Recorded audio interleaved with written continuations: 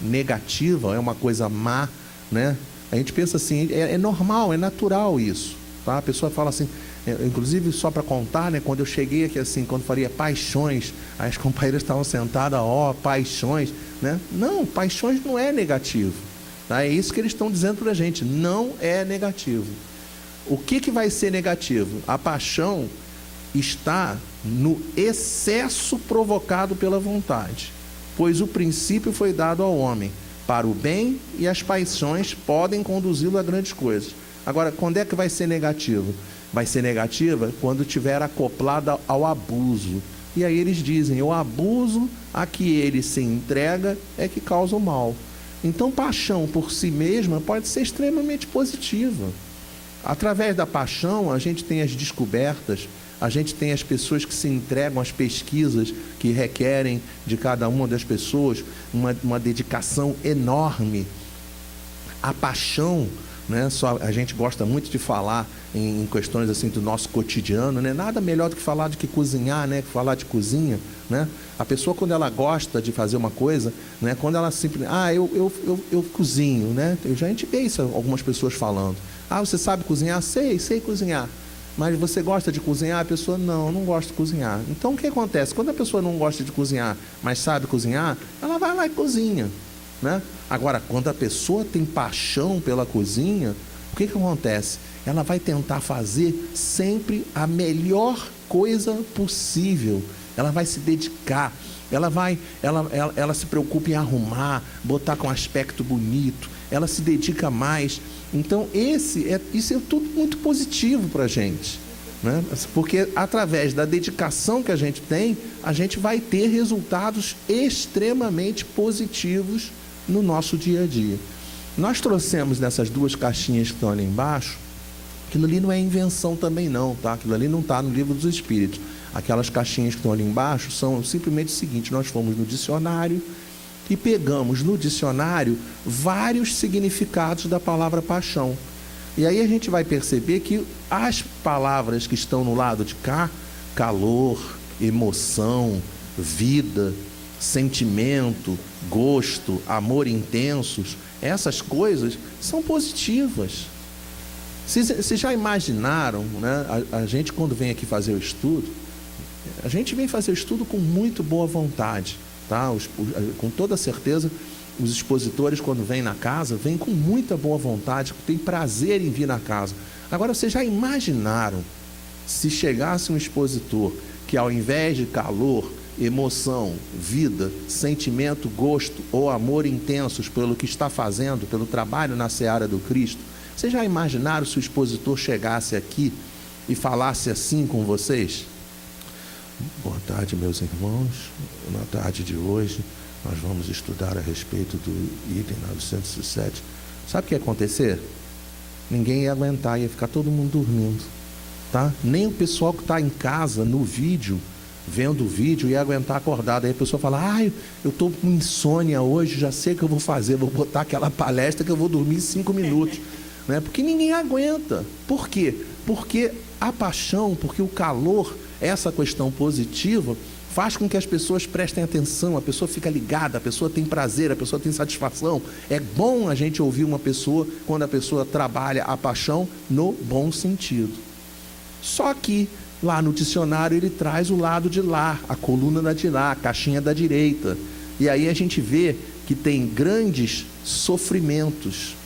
Ou seja, a pessoa, quando ela se apaixona e ela abusa, ela muitas das vezes vai ter grandes sofrimentos nas suas vidas.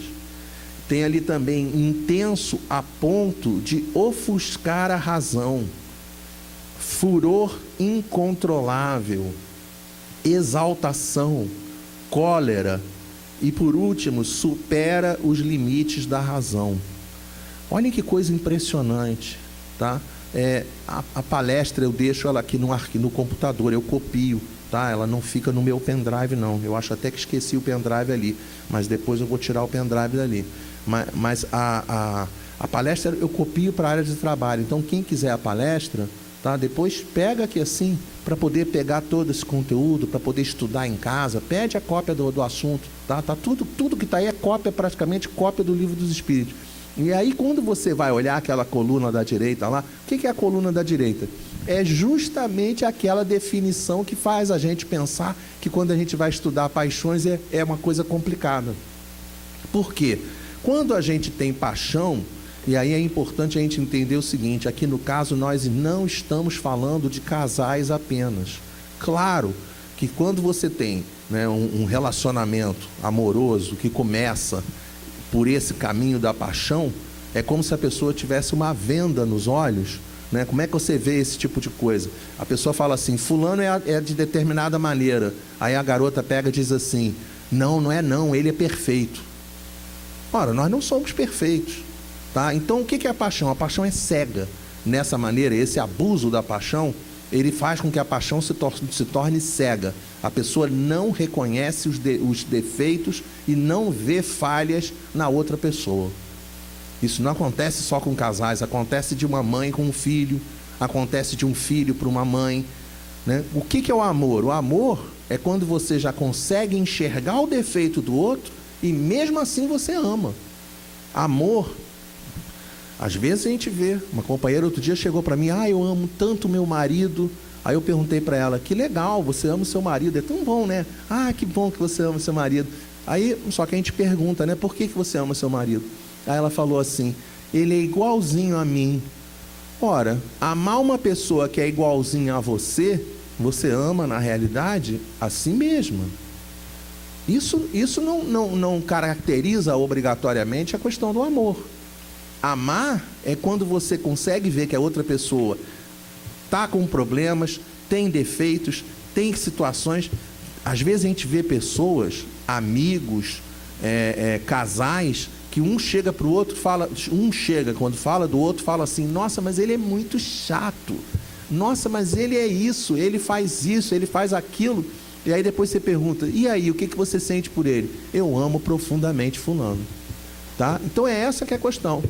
Uma mãe que não consegue enxergar os defeitos e as falhas do filho é uma mãe apaixonada. E isso não é positivo, porque se ela não reconhece os defeitos no filho, ela também muitas das vezes não trabalha para consertar, não trabalha para influir na transformação ética e moral desse filho. Então a gente, dentro dessa questão, já vê que os espíritos superiores nos dão uma orientação radicalmente diferente ao lugar comum que a gente pensa dentro desse assunto. Na 908 vem descrito assim, o Kardec pergunta, como definir o limite em que as paixões deixam de ser boas ou más? Kardec está querendo saber, ele já entendeu perfeitamente que a paixão tanto pode ter a vertente positiva, como pode ter a vertente negativa. Ele já entendeu. Então ele está querendo saber qual é a linha que delimita essas duas situações. Os espíritos dizem assim, as paixões são como um cavalo que é útil quando governado e perigoso quando governa. Todo mundo que já andou a cavalo sabe do que está se tratando. O exemplo que os espíritos dão é de acordo com a situação da época. Se nós fôssemos falar em 2018, eu não acredito que os espíritos fossem falar conosco a respeito de um cavalo. Eles iam provavelmente chegar para a gente e iam dizer assim, pega um carro que está todo direitinho, ajustado, e dirige, você vai ver como que é. Você vai falar, não, está tranquilo, está agradável, né, dirigir esse carro. Né, para os companheiros da internet que não conhecem aqui o grupo Espírita Fabiano, né, nós ficamos aqui na rua Paula Silva Araújo, né, aqui no Rio de Janeiro, no Meier, que é uma ladeira, assim, só para o pessoal ter uma ideia, né, tá me filmando lá, a ladeira é praticamente na vertical, tá? São quase 90 graus, tá? E aí a pessoa quer subir de carro com tração dianteira, como a gente estava conversando agora há pouco, a pessoa não consegue subir de carro, tá? Quando está chovendo, né, o carro vai até determinado ponto e a partir de determinado ponto começa a patinar e aí ele volta desgovernado. A partir daí ele perde tração e volta desgovernado. Quando chove aqui, essa é a situação real que acontece aqui para muita gente. Aí se recomenda vir por outros caminhos para poder chegar até aqui. Então, essa é a situação. Andar a cavalo é bom. Andar a cavalo num cavalo que está desgovernado não é bom, não é agradável. E aí eles dizem mais, reconhecei, pois, que uma paixão se torna perniciosa, e aí ele vai dar agora a resposta, o Espírito vai dar a resposta, no momento em que deixais de governar. Está dirigindo, tá bom? Tá bom. Está dirigindo, perdeu o controle, já não tá bom. Então, enquanto nós tivermos a paixão, e essa paixão nos levar a uma relação positiva com as situações do dia a dia, grau 10 com louvor. Notebook é um instrumento sensacional. Se você usar notebook 23 horas, 22 horas por dia, é um instrumento em que essa paixão está te trazendo total desequilíbrio. Celular, WhatsApp, grupos de WhatsApp, Facebook, né? Instagram, Twitter, todas essas mídias que a gente tem atualmente, tudo isso é extremamente positivo. Agora faz o seguinte, se ocupa integralmente disso, você vai ver o que vai acontecer com a sua vida. Então é essa a questão. Enquanto a gente detiver controle sobre as nossas situações, enquanto a gente detiver controle sobre a vida, está tudo bem, não tem problema nenhum. Quando a coisa sair do rumo, é que a coisa ficou ruim. Então ele responde a pergunta, como definir o limite em que as paixões deixam de ser boas ou mais? De duas formas. Primeiro, em verde, ali no meio, no momento em que deixais de governar. E depois complementa dizendo, e quando resulta num prejuízo qualquer para vós ou para outro. Como a gente estava dando o exemplo do carro agora há pouco, né? Tá tudo bem enquanto você está subindo a ladeira, isso está tudo bem. Mas quando você perde o controle, na última vez que eu vim aqui que choveu, né? O que aconteceu? Um pouquinho antes, me disseram que um carro subiu, não conseguiu subir, e quando desceu em cima, no meio do outro carro. Então, às vezes, esse desgovernar causa prejuízos a gente e causa prejuízos também a outras pessoas. Nenhuma coisa, nem outra coisa são boas para cada um de nós. Kardec faz um comentário a respeito, dizendo assim, as paixões são alavancas que decuplicam, multiplicam por 10 as forças do homem e o ajudam a cumprir os desígnios da providência. De fato, muitas pessoas quando chegam e têm determinadas responsabilidades, a pessoa, quando ela consegue desenvolver a paixão positivamente, olhando, ela consegue fazer coisas inimagináveis. Ela trabalha mais, se dedica mais, ela se entrega na tarefa, trabalha com paixão, trabalha com a paixão que está acoplada ao amor. Aí a coisa funciona de maneira excepcional, decuplica, multiplica por 10 a nossa capacidade. Um médium, daqui a pouco a gente vai tomar o passe, né?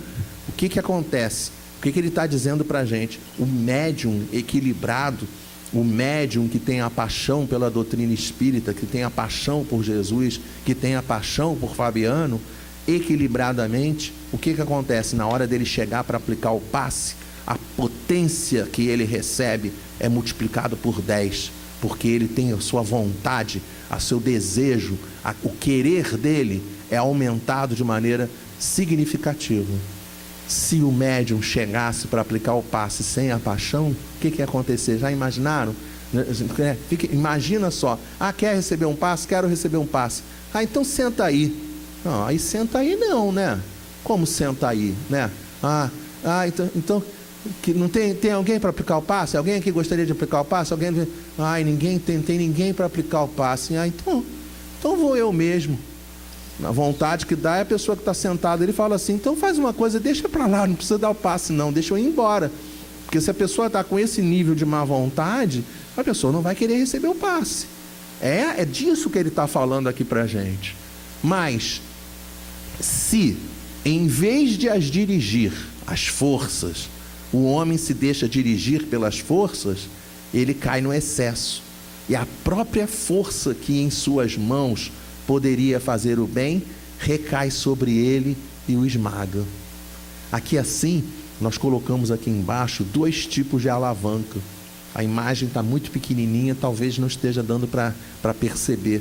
Na imagem da esquerda a gente tem uma alavanca tradicional, né? A gente tem ali os braços da alavanca, tem uma pedrinha embaixo para poder servir de apoio e a pedra grande que vai ser deslocada. Aquele companheiro ali vai deslocar aquela pedra com grande facilidade. tá? Com grande facilidade ele desloca aquela pedra. Agora, no desenho da direita, esse que está totalmente ilegível, eu estou olhando aqui assim, eu não estou conseguindo reconhecer, né? Aquilo ali é uma catapulta, tá? Eu não sei se alguém aqui já tentou colocar mola no lugar. Às vezes a gente tem que colocar mola no lugar, dessa que a gente tem que torcer. Aí você vai torcendo, aí quando você está achando que está chegando no lugar, ela pega, faz assim, toim, ela solta toda e desenrola toda, tá? Não sei se já aconteceu isso com vocês. É nesse nível que é o negócio, tá? A coisa, enquanto está no controle, vai bem, daqui a pouco, foge o controle. Esse fugir o controle que é negativo. Estender, né? Antigamente tinha uma coisa chamada... Antigamente é bom, né? Varal, lembram disso? Tá? Para quem mora em casa, aqui assim já vai todo mundo quase morando em edifício, em apartamento, aí não tem muito isso. Tem aqueles varais de teto lá, tudo de alumínio, tudo montadinho, secador, né? Pois é, mas antigamente, quando a gente morava em casa, aí você colocava num lado, aí dava um nó, aí esticava, aí colocava no outro para dar um nó. E aí, às vezes, na hora que você ia dar o nó, não dava o nó direito, e pum, caía a roupa toda. Acontece pra caramba isso, né? Estender lençol num lugar que tem varal assim, com vento. Aí você bota aqui o negócio cai, não sei, entendeu? É complicado, porque você não detém controle sobre a situação. Então, quando você tem uma ferramenta, quando você tem um instrumento, quando você tem uma situação que poderia ser boa para você e multiplicar por 10 a tua potência, quando você detém controle, se você exagerar, você pode fazer um caos dentro da tua situação. Outro exemplo ótimo para a gente, liquidificador. Liquidificador é muito legal, tá? Tem alguns liquidificadores que quando você liga, ele liga assim, né? Velocidade 1, velocidade 2, vocês já viram como é que é? Tá? Tem liquidificador que é assim. Aí você vai lá e faz assim, tum, aí ele faz, tá, aí você tam, ele tá, aí tam, aí ele tá, aí ele vai aumentando a velocidade. Tem umas santas criaturas que fizeram alguns liquidificadores de maneira invertida. O forte é quando você liga. Então o que acontece? Na hora você bota tudo ali dentro do liquidificador, está feliz da vida, às vezes você esqueceu de tampar, no que você faz, o negócio pula tudo de dentro do liquidificador. Tá? Por quê? Porque você não deteve controle sobre aquela alavanca, sobre aquela força que vai ser utilizada na tua tarefa. Em tudo acontece exatamente dessa maneira. Tudo acontece assim. Cozinhar, tá? Eu falo muito de cozinhar, eu não sei por que isso. Ninguém consegue imaginar isso, né? Olha só que coisa impressionante, tá? Para quem mora em edifício aqui, só para eu saber, quem mora em edifício, em prédio, tá? Todo mundo que mora em prédio, que o gás não é de botijão, às vezes a pessoa pensa assim, eu acho que eu vou fazer uma comida às 10 horas da manhã, aí vai lá e faz a comida. Aí às vezes a pessoa fala assim, vou fazer a comida às 11 horas da manhã. Aí na hora que a pessoa vai fazer a comida, o gás está desse tamanhinho assim, porque está todo mundo cozinhando ao mesmo tempo. Então é isso. Só para a gente poder ver que o problema da paixão é a questão de não ter controle. É isso que a gente tem que entender, que a gente precisa exercer controle sobre as nossas vidas. Na questão ainda 918, ele diz assim, a paixão propriamente dita é o exagero de uma necessidade ou de um sentimento. Está no excesso e não na causa. Reparem que aqui Kardec já está colocando o lado negativo, tá? Ele está olhando o lado negativo. E esse excesso se torna mal quando tem consequência algum mal. Toda paixão que aproxima o homem na natureza animal distancia-o da natureza espiritual. Eu coloquei ali assim, aquela imagem, né? Onde lê-se, ali assim, lógico que na imagem ali a mão de um homem e de uma mulher. Mas não precisa ser a mão de um homem e de uma mulher. Pode ser dois irmãos, pode ser dois amigos, pode ser dois companheiros de trabalho no centro espírita, tá? Pode ser qualquer coisa, qualquer tipo de ligação, sociedade, tá? Qualquer ligação, qualquer atividade que a gente tem. A gente precisa unir o nosso querer, unir o querer da outra pessoa naquele formato que está ali, que é o formato da lei de amor.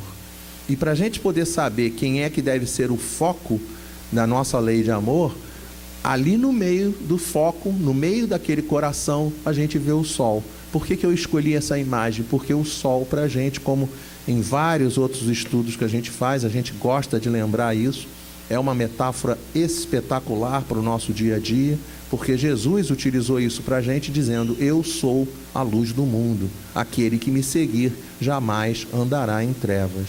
Então, a partir do momento que nós tivermos tarefas a cumprir, que nós tivermos deveres, nós tivermos coisas a fazer em qualquer instância, em qualquer ambiente, com qualquer pessoa, com qualquer relacionamento que exista entre as criaturas, a gente precisa ter acoplada essa paixão positiva, como a gente definiu lá no início, na do 907, e também, junto disso, precisamos, no transcorrer do tempo, acoplar o sentimento do amor. Qual o sentimento do amor? Esse sentimento do amor que Jesus ensina a cada um de nós, em que a gente consegue juntar a questão do respeito, do carinho, da fraternidade, da tolerância, da compreensão, da paciência e todas as outras questões, né, devotamento, abnegação, todas as outras questões ligadas à questão do amor. Essa que é o nosso grande desafio para a gente transformar a maneira que a gente se comporta diante da questão da paixão. Por isso que ele termina ali dizendo para a gente: toda paixão que aproxima o homem da natureza animal, ou seja, que ainda não conseguiu captar esse espírito, né, que Jesus, o espírito da coisa que Jesus tentou dizer para a gente, além do amor, o mandamento maior, se a gente não conseguiu captar isso, a gente está se aproximando demais dessa natureza animal, e logicamente a gente não vai estar caminhando no caminho, na boa, né, na boa estrada, né, no caminho da verdade e da vida, como ele ensinou para a gente. E aí, logicamente, se a gente consegue ir na outra direção, no caminho espiritual, que é o caminho primordial, a gente vai ter uma qualidade, uma qualificação muito maior para cada um de nós. Ainda na 908, a gente colocou uma outra imagem, tá? Porque essa imagem aqui assim a gente achou muito forte, né? Porque aquela última frase, dizendo para a gente: todo sentimento que eleva o homem acima da natureza animal anuncia o predomínio do espírito sobre a matéria e o aproxima da perfeição. É um complemento daquela frase anterior. Então nós trouxemos essa imagem é uma metáfora o tempo todo, tá? Jesus está lá na tela, é o sol, eu sou a luz do mundo, aquele que me seguir jamais andará em trevas. A partir do momento que a gente conseguir olhar para Jesus e entender os ensinamentos dele, nós vamos conseguir exercer controle sobre as nossas vidas. E controle sobre as nossas vidas é o entendimento da imagem como um todo, lei da natureza. As nuvens que atrapalham que muitas das vezes os ensinos de Jesus cheguem até nós. As montanhas, que são as dificuldades do nosso dia a dia. Se tiveres a fé do tamanho de um grão de mostarda, dirias para a montanha: move-te daqui para ali, ela se moverá. A árvore em que as folhas nascem e caem, dando a nós a ideia do ciclo da vida. E a água, como ele mesmo ensinou a Nicodemos, ensinando para a gente que aquilo que a gente não consegue fazer aqui, não tem problema, porque nós vamos ter novas oportunidades para recomeçar, para reconduzir as nossas vidas no caminho do bem, no caminho da luz. Então essa é a metáfora que a gente viu dentro dessa imagem, que fala tudinho que está colocado ali. Todo sentimento que eleva o homem acima da natureza animal anuncia o predomínio do espírito sobre a matéria e o aproxima da perfeição. Ele vai dominar, ele vai sobrepujar as questões materiais e, logicamente, se aproximar celeremente das questões espirituais, da evolução espiritual. Na 909, traz para a gente assim: o homem poderia sempre vencer as suas más tendências pelos seus próprios esforços? Olha a diferença desse sim para aquele não. Ele coloca sim, vírgula, tá? Então não é uma coisa, né? Quando ele disse não, era não, não tem negócio. Ponto final, não, ponto final. Podia acabar ali a resposta. Aqui não. Ele coloca sim e bota vírgula. E às vezes, com pouco esforço, o que lhe falta é a vontade. Ah, como são poucos os que se esforçam, tá? E quando eu olhei essa questão aqui, né, só para não fugir do tema, a primeira coisa que me veio na minha cabeça foi: eu preciso urgentemente fazer dieta. E aí, na hora que eu pensei isso, eu pensei assim: quando que eu vou começar a fazer dieta? Qual é o dia bom para a gente começar a fazer dieta? Seria hoje, né? Mas aí a pessoa fala assim: eu vou fazer dieta a partir de segunda. E não define qual segunda-feira do mês, de que ano, de que século, de que encarnação. Ainda faz isso. Nós espíritas ainda fazemos isso. A pessoa fala assim: não, eu não tenho outra vida. Tem. Ah, então deixa para outra vida, porque eu estou sendo legal falando de dieta.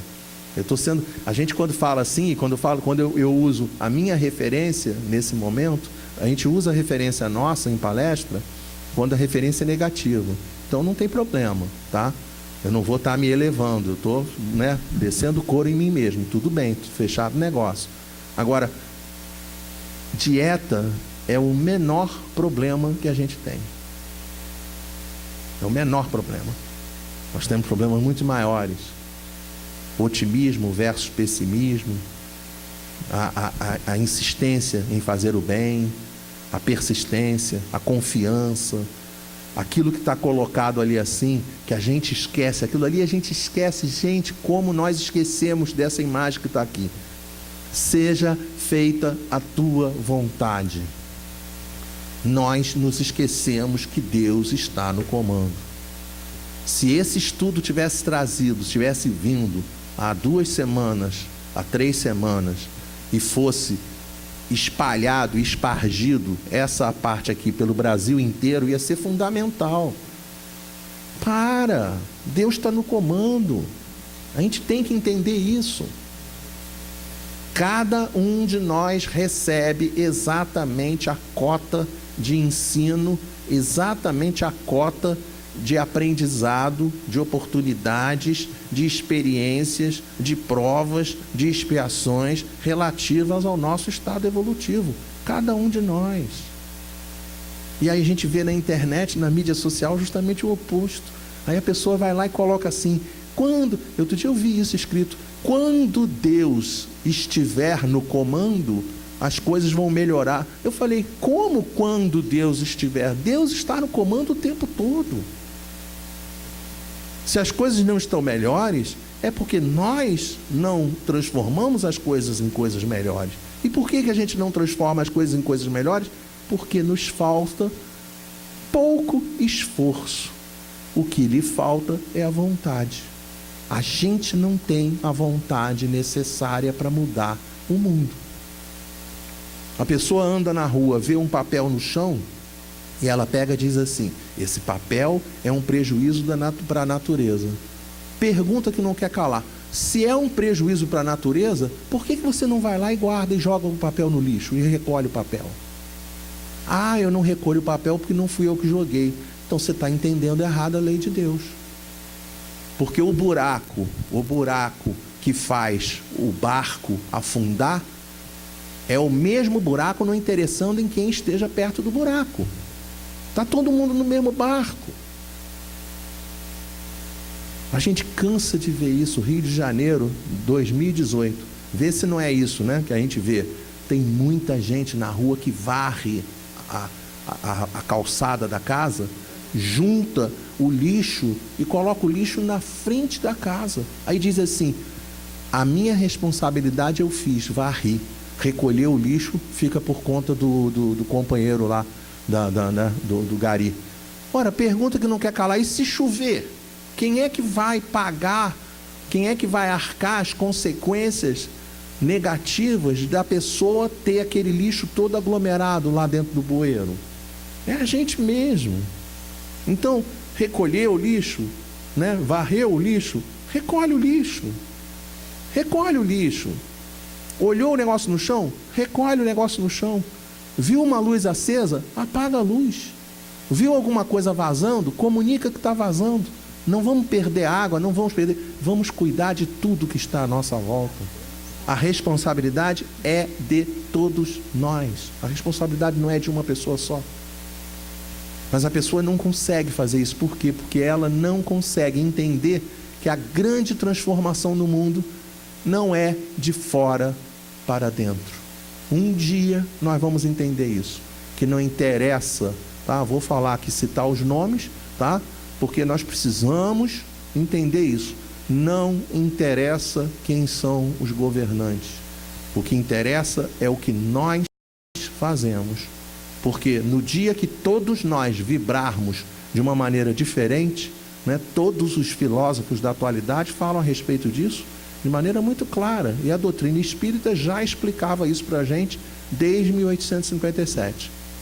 No momento em que cada um de nós nos transformarmos e evoluirmos espiritualmente, com toda certeza o planeta vai ter que mudar de patamar.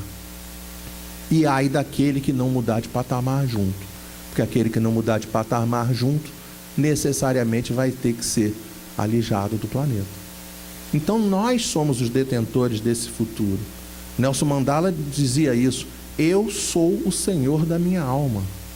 Então é isso que a gente precisa fazer. A gente precisa bater no peito e dizer assim: eu sou o Senhor da minha alma, eu sou o Senhor da minha vida. Preciso exercer vontade, preciso ter vontade de mudar as coisas que estão ao meu redor. E mudemos as coisas que estão ao nosso redor. Tratando com respeito, tratando com carinho, plantando respeito, plantando amor, plantando amizade, plantando fraternidade, plantando otimismo, plantando tantas coisas positivas, vibrando tão positivamente ao nosso redor, que um dia Jesus falou para a gente assim, que nós seríamos reconhecidos por muito nos amarmos. É essa que é a tarefa que cabe a cada um de nós. Essa é a tarefa, esse é o grande desafio que cada um de nós recebemos. Na 910, aqui já na foto, pelo amor de Deus, tá? Eu esqueci que aqui no Grupo Fabiano fica gravado, né? Não tem nem como a gente negar, né? Tá? Então atenção, gente, né? Anjinho com asa, não, tá? Esquece a asa do anjinho. Isso aí são os pintores, é uma pintura, né? Então o anjinho está com a asa ali, né? A ideia ali é para a gente poder entender o seguinte: questão 910. O homem pode encontrar nos espíritos uma ajuda eficaz para superar as paixões? E a resposta: se orar a Deus e ao seu bom gênio com sinceridade, os bons espíritos virão certamente em seu auxílio, porque essa é a missão desses bons espíritos. Kardec coloca para a gente olhar a questão 459. Eu lembrei também da gente olhar a questão 558. A 459 é aquela que diz para a gente, todo mundo conhece, né? Podem os espíritos influenciar nossos pensamentos e nossos atos? De ordinário são eles que vos dirigem, né? Muito mais do que imaginais, de ordinário são eles que vos dirigem. E a 558 é a questão que Kardec chega para os espíritos e fala para eles assim: além de progredir, né, qual é o objetivo, né, qual é a função, qual é o dever que os espíritos têm, né? Logicamente, se é espírito, está desencarnado. Quando estamos no plano espiritual, quando estamos desencarnados, além de progredir, o que a gente tem que fazer? Quando encarnados, eles dizem para a gente que a gente tem que progredir e cumprir a nossa parte da obra da criação. E desencarnado, ao invés de escrever cumprir a nossa parte na obra da criação, eles dizem exatamente a mesmíssima coisa, mas só que dá uma escrita um pouquinho diferente, dizendo que cada pessoa, cada espírito terá que cumprir, né, os desígnios de Deus, da qual são ministros. Então, na realidade, o que cabe a cada um de nós é simplesmente o seguinte: ora, eu preciso superar e controlar as minhas paixões. Não vou conseguir fugir delas. Sempre estaremos, dia a dia, sujeitos às questões das paixões. Então, o que vai acontecer? Que a gente precisa superar isso, e para superar isso a gente precisa orar. A gente precisa rezar, precisa orar com sinceridade, pedir ajuda a Deus, pedir ajuda do bom gênio, do nosso espírito guardião, do nosso anjo da guarda, do espírito protetor. Para quê? Para que a gente consiga vencer essas dificuldades, justamente nessas dificuldades no transcurso da nossa caminhada. Agora, como é que você faz isso, né? Jesus ensinou para a gente: é preciso ter ouvidos de ouvir, é preciso ter olhos de ver. Problema nosso, a gente, infelizmente, em muitas oportunidades, a gente não tem olhos de ver, não tem ouvidos de ouvir. Às vezes o nosso anjo da guarda, todo mundo sabe disso. Todo mundo sabe disso. No nosso patamar evolutivo, né? Isso é o nosso patamar, né? Tá? Às vezes a gente está em casa assim, olha, aí fica pensando assim, vou fazer uma besteira. Às vezes a pessoa nós, espíritos imperfeitos, essa é a nossa natureza. A gente tem que ser, né? A gente chegar aqui, eu chegar aqui e dizer, todos nós somos maravilhosos. Né? Aí o pessoal vai ficar ouvindo assim, mentira, né? Para com isso. Não, nós não somos, né? Nós queremos ser maravilhosos. Nós somos espíritos perfectíveis. Estamos fadados a sermos espíritos puros. Mas, no entanto, nesse momento, nós somos espíritos imperfeitos. Senão a gente está indo na direção da paixão. A gente tem que conhecer a si mesmo. A gente tem que olhar o nosso interior e entender como nós somos. Nós ainda somos assim. Estou com uma vontade enorme de fazer uma besteira. Outro dia aconteceu isso comigo. Eu estava passando ali na Praça Sans Penha. Lá tem uma loja, não vou fazer propaganda, tá? Paciência. Tem uma loja chamada Lecador. Eu adoro torta de limão. Eu passei na loja, na frente da loja, eu olhei uma torta de limão. Quando eu olhei a torta de limão, um pedaço, meu Deus, eu olhei aquilo, eu olhei para o pedaço e falei assim, eu não posso comer torta de limão. Aí o pedaço falou, claro que você pode. Tá? E aí eu olhava para o pedaço, ficava assim, e aí, imediatamente, a gente sente aquela vibração do nosso espírito protetor dizendo para a gente assim, é claro que você não pode comer a torta de limão. Aí eu fico assim, mas estou com uma vontade de comer uma torta de limão, né? Essa é a besteira. Entendeu? Aí eu fico, come a torta, não come a torta, come a torta, não come a torta, come a torta, não come a torta, come a torta, não come a torta. O que eu fiz? Comi a torta. Tá? Comi a torta. Então, quem é o cara que não consegue, tá? Essa imagem ela está dizendo para a gente assim, todos nós temos um espírito protetor. E o outro que está dormindo, somos nós, que às vezes estamos dormindo no ponto. Dormindo no ponto porque não ouvimos o que eles dizem para a gente. Em várias circunstâncias.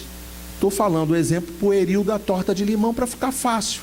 Cada um vai pensar nas decisões da sua vida, que muitas das vezes a gente pensa assim, devo, não devo, devo, não devo, devo, não devo, e aí acaba fazendo e depois acaba arcando com as consequências de ter tomado a decisão equivocada, não obstante ter sido alertado pelo anjo da guarda de que não era uma boa ideia. Então é disso que ele está falando para a gente. É preciso orar, é preciso pedir ajuda para receber essa ajuda, mas é preciso paralelamente escutar, é preciso paralelamente enxergar quais são as coisas que a gente precisa fazer no dia a dia. A 911 diz para a gente assim, não existem paixões de tal maneira vivas e irresistíveis que a vontade seja impotente para as superar? Aí ele diz, há muitas pessoas que dizem, eu quero, mas a vontade está apenas nos seus lábios. Né? Tá? Aqui, ó. Quem é a pessoa? Quem é a pessoa que muitas das vezes diz que quer e falta vontade suficiente? Tá? Quem é a pessoa? Tu. Tá? Tem gente que levanta 2 vezes a mão, levanta os 2 braços uma tacada só. Eles querem, mas estão muito satisfeitos, né? Elas querem, as pessoas, elas querem, mas estão muito satisfeitas de que assim não sejam. Muita gente fica só de blá, blá, blá, blá, blá, blá, blá, blá, blá, blá, blá, blá, entende? A dieta que eu estava falando é o menor problema da gente. Está chovendo, ó o centro. Entende? Mas está chovendo, claro, está chovendo. Mas tem gente que realmente tem dificuldade de vir. Mas por que às vezes a gente vem quando tinha como vir? Entende? Não vem quando tinha como vir. Por que às vezes a gente sente dificuldades nas coisas, a gente não dá a devida atenção às coisas do nosso dia a dia e fica só no blá blá blá? O que é o blá blá blá? O blá blá blá, muitas das vezes, Eu morava no Grajaú na década de 60, né? Vou falar aqui daquela chuva de 66, né? Lembram disso? Chuva de 66, pessoal, telhado mais colorido, né? Chuva de 66, eu morava aqui, lembra disso? Hã? Não lembro. Não, mas lembram disso? Lembra da chuva de 66? Você morava aqui no Rio? Lembra disso? Você não lembra. Você era muito picurruchinha, não lembra. Então, eu vou contar uma coisa para você. Eu morava no Grajaú, na rua Bambuí. Vou contar uma coisa para vocês. Na Bambuí tinha um canal. Em toda a história da humanidade, aquele canal nunca transbordou. Na chuva de 66 transbordou. Tá? Não é canal com a situação, com a impermeabilização que tem a cidade hoje em dia, não, tá? A cidade, a maior parte da cidade era paralelepípedo, muitas casas, muito quintal, muita terra. Então, para transbordar, é porque a chuva foi uma coisa impressionantemente grande. Tem gente hoje em dia que quando vai na janela de manhã cedo, vai começar o dia, ela olha assim, aí fala assim: caramba, aquela nuvem estava lá em 1966. E aí, a partir daquele momento, a pessoa se imobiliza, não sai de casa, não faz nada, não vira, não faz nada, não sei o que lá, papai, fica petrificada, entende? Transformem chuva de 86 com qualquer outro assunto e vocês vão ver se não é isso que a gente encontra no dia a dia. Paixões. Não tem como se desvincular das questões afetivas. Não tem como. Todo mundo que lê o capítulo de paixões pensa nas questões afetivas. Estou errado? Acho que não, né? Aí outro dia eu estava fazendo atendimento para uma companheira. Estava mal com o marido, não estava bem não. Aí eu peguei e falei uma frase evangélica. Ela pegou e disse assim: pois é, todos os homens são iguais. É isso, entendeu? É isso. Aí eu peguei e falei para ela: filha, todos nós somos iguais perante a lei. Mas na realidade todos somos diferentes. Não houve todas as pessoas da mesma maneira. Existe uma experiência riquíssima, maravilhosa, mas maravilhosa, tá? De um determinado pesquisador, tá? Como é que foi a experiência? Ele colocou vários animais, né? Vamos botar 3 para ficar mais rápido a história. Imagine vocês botar 3 macacos dentro de uma sala e colocar um cacho de banana. O macaco tenta subir para pegar a banana e jogaram água gelada em cima dos outros macacos. Aí o outro macaco tentava subir e jogava água gelada em cima dos macacos. Sempre jogava água em cima do macaco que estava no chão. Não jogava água em cima do macaco que ia pegar a banana. Jogava água no macaco que estava no chão. Com o passar do tempo, o pesquisador verificou, tá? Isso é uma experiência. O pesquisador verificou que simplesmente os macacos não iam mais pegar a banana, porque sabiam que alguém ia tomar água gelada. Aí o que a santa criatura fez? A santa criatura fez o seguinte: tirou o primeiro macaco e colocou outro macaco que nunca tinha visto a questão da água gelada. Na hora que apresentaram a banana, o macaco tentou subir, os outros foram lá e couro no macaco. Nunca mais esse macaco subiu. Daqui a pouco eles trocaram o segundo macaco, daqui a pouco trocaram o terceiro macaco. E todos os macacos não comiam as bananas porque não tomavam banho de água gelada, mas não deixavam que o outro pegasse a banana porque tinham medo de uma coisa que eles nem sabiam o que eles tinham medo. Isso é a paixão. A pessoa começa a simplesmente projetar nas outras pessoas.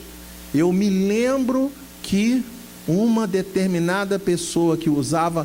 A gente vê isso, gente. A gente vê isso. Tinha um filho meu, picurruchinho, tá? Que chegava o meu irmão com bigode e ele chorava. Pergunta: por que ele chorava quando via uma pessoa com bigode? Não era porque era meu irmão, não, tá? Ele chorava porque era qualquer pessoa que tivesse bigode. Pergunta: por que ele chorava quando via uma pessoa que tinha bigode? Por que será? Por que será que tem companheiro conhecido nosso, que é apicultor, pega aranha com a mão, pega escorpião, pega lagarto, pega lacraia, pega tudo quanto é bicho ele pega.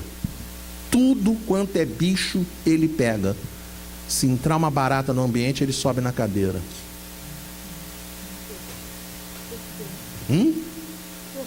Por quê? O livro Evangelho segundo o Espiritismo ensina pra gente causas atuais das aflições, causas anteriores das aflições. Se você pesquisa a vida atual e não encontra a causa, é porque obviamente a causa é anterior. Isso significa que essa transposição de ideias, eu não sei qual é o nome que dá, tecnicamente falando, né? É como se fosse um espelhamento, né? Como se eu não estou sabendo dizer um nome técnico apropriado para isso, né? Eu olho você porque você tem uma professora minha em 1968 me deu nota baixa e ela usava óculos. Eu não gosto de você. Ué, para! Você era minha professora? Eu não era minha professora, então eu não tenho que transferir para você. Projeção, isso aí, é uma boa ideia, exatamente essa que é a questão. Então é isso aí, são as pessoas do blá blá blá. A pessoa ela não está sabendo mais o que ela está falando. Ela fala sem ter razão, ela fala sem ter ideia do que ela está verbalizando, do que ela está tratando. Ainda 911 ele diz assim: quando o homem julga que não pode superar suas paixões, é que seu espírito nelas se compraz, por consequência de sua própria inferioridade. Aquele que procura reprimi-las compreende a sua natureza espiritual. Vencê-las é para ele um triunfo do espírito sobre a matéria. Então o que a gente precisa fazer? Para a gente poder vencer as paixões, a gente precisa escrever na nossa história assim: eu posso superar as paixões. É isso que a gente tem que escrever dentro das nossas histórias, é isso que a gente tem que substituir. Ao invés de eu não posso, ao invés de estar difícil, ao invés de vai ser difícil, não, vamos lá, vamos fazer. Ah, mas vai ser difícil, mas vamos fazer. Vamos fazer. Ah, mas é muito difícil se transformar numa pessoa de bem. É difícil, mas se você não começar, não vai chegar nunca.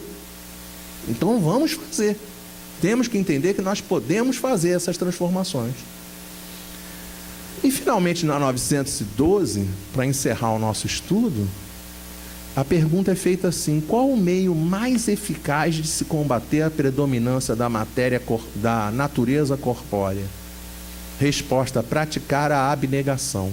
Só para a gente entender, a abnegação é categorizada como o oposto do egoísmo, tá?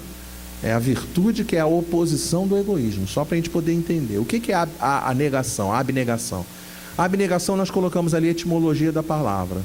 Ab, para fora, negare, recusar, dizer não. Então, às vezes, alguma pessoa chega para você e te pede uma coisa, você diz não. Isso não é abnegação.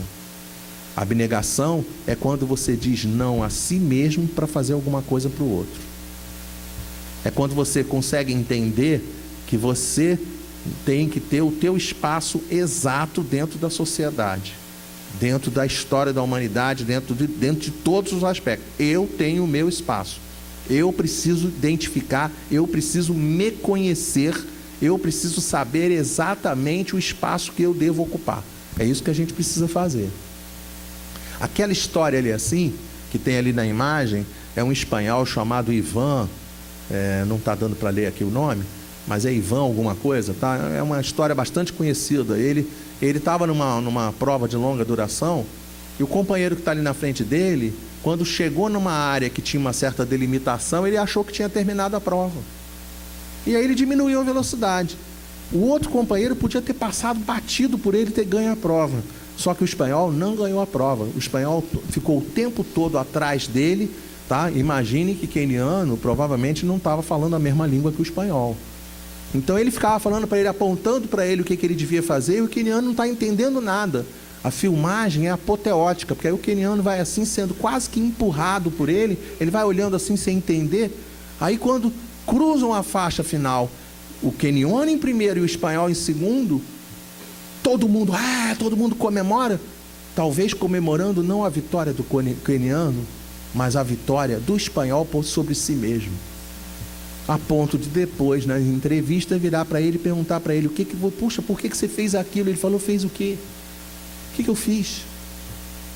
O que eu fiz? Se ele fosse, né, um cristão e fosse querer jogar o assunto dentro do cristianismo, e falei: não saiba a mão esquerda o que fez a mão direita. O que você fez de maneira correta não deve ser divulgado. Não é assim que funciona. Aí ele diz: o que você fez? Por que você fez aquilo? Ele falou: eu não fiz nada. Eu não fiz nada. Mas por que você deixou ele ganhar? Ele ia ganhar. Ele era o vencedor. Ele é melhor do que eu. O que eu ia dizer se eu passasse ele e vencesse a prova? O que eu ia dizer? E aí dizem que uma das coisas que ele falou numa das entrevistas, que ele chegou e disse assim: pior do que eu ia dizer é o que eu ia dizer para minha mãe. Isso é espetacular, né? É espetacular. Nós estamos bem em cima da hora, tá? Eu acho que eu trouxe ainda. Ai, não trouxe. Eu esqueci de copiar uma foto para cá, gente. Desculpa. Antes de eu terminar a palestra, eu tinha uma outra foto que eu recebi hoje de manhã. É sensacional. É uma imagem de barro, tá? É uma imagem de barro que o camarada tem uma imagem de um livro e tem a cabeça, né? Como se ele tirasse a cabeça dele e a cabeça olhasse para ele mesmo, tá? É uma imagem espetacular, tá? Porque a gente tem que usar o conhecimento, tem que usar os livros, o conhecimento, para que nós olhemos para dentro de nós mesmos, para poder identificar dentro de nós quais são as nossas mazelas, as coisas que a gente precisa transformar e exercer vontade sobre, né? É uma pena que eu tenha esquecido de trazer a imagem, tá? Mas fica aqui a referência, pelo menos, do que tratava o assunto, para a gente poder chegar aí finalmente na nossa despedida, tá bom? Que Deus abençoe a todos nós, graças a Deus.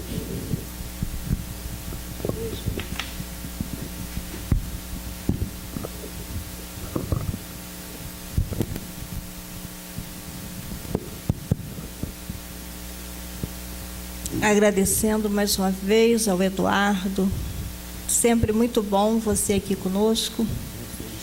Gostamos muito de você aqui nos estudos. E antes da Maria falar, já está convidado, tá? Então, vamos marcar. Agora é que tem negocinho novo? Agora é que isso é novo? Então, gente, o nosso estudo é para reflexão, né? Livro dos Espíritos está aí para nós lermos.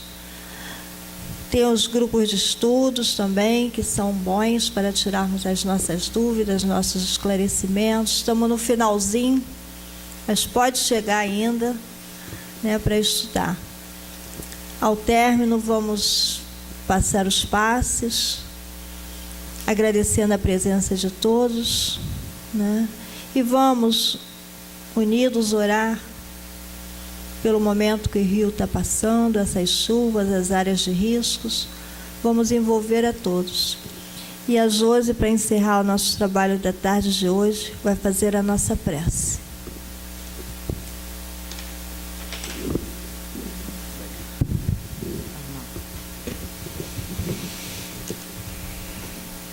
Pai, de infinita bondade, mais uma vez te agradecemos imensamente por esse estudo, por esse aprendizado.